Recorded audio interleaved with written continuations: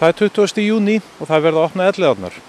Og hver hefði trúað því fyrir ári síðan að það veri Jón Gnarr sem var að opna Elliðaárnar sem nýr borgarstjóri Reykjavík. Nú eins og hefðin býður þá byrjaði hann að veiða í fossinum og var fljótur að setja í fisk sem reyndist vera fallegur nýgengi 6 punda lax. Síðan lá leiðin niður í Kvarnirnar og þar sett hann í fisk sem að reyndar syndundi stein og sleit.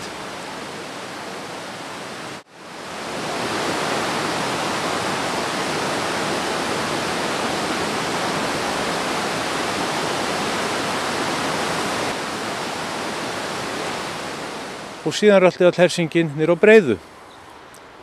Og hér er Jón með Ásgeir Heiðar sér við hlið. Þeir eru búin að koma auga á fiska. Og þeir eru þolinmæðin uppmáluð. Og það er eins og manni mælt. Það er fiskur kominn á.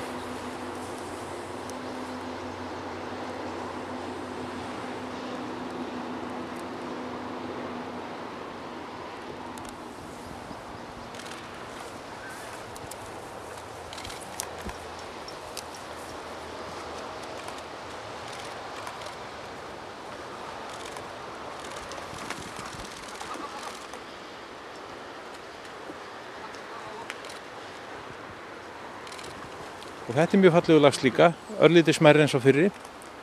En það er ljóst að Jón verður borðandi lax eitthvað fram í næstu viku.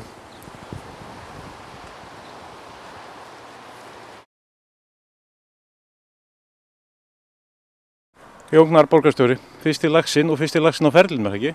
Jú, algjörlega. Ég hef aldrei áður veitt lax. Ég hef gert nokkra tilraunir sem hafa gengið illa. Kom mér óvart hvað þetta var auðvelt, eða var þetta kannski ekki auðvelt? Náttúrulega ekki þegar maður með svona hjálp, sko. En þetta var mjög skemmtilegt og gaman að fá svona stóran fisk. Hvað er hann stór? Hann er 6 pund, þessi stærri. Og hvað á svo að gera eftir? Taka hann á flugu?